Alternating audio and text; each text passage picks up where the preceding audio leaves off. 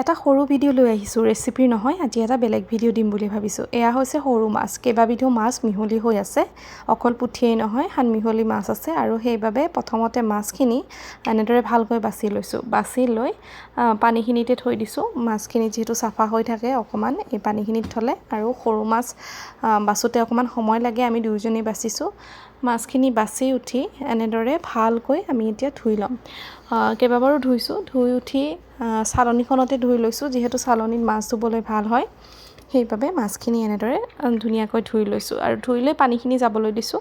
অকণমান সময় চালনীখনতে থৈ দিছোঁ। থৈ দিয়াৰ পিছত এতিয়া মাছখিনি ৰ'দত দিম। মানে বুজিছে নহয়, আজি এই শুকান মাছৰ এটা ভিডিঅ' আপোনালোকলৈ আগবঢ়াম বুলি ভাবিছোঁ। তাৰ বাবে মই ছাদলৈ গৈ মাছখিনি দি তাত ছাদখনতে থৈ দিছোঁ।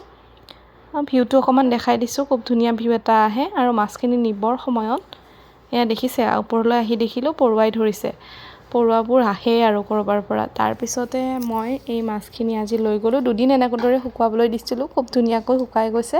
শুকাই যোৱাৰ পিছত মই অকণমান জুই দিছোঁ। চবৰে জুই দিয়া প্ৰচেছটো বেলেগ বেলেগ হয়।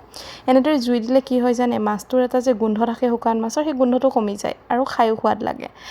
যিহেতু লোহাৰ চালনী নাই, এইখনতে দিছোঁ। সাৱধানে দিছোঁ যাতে চালনীখনত জুই নধৰে।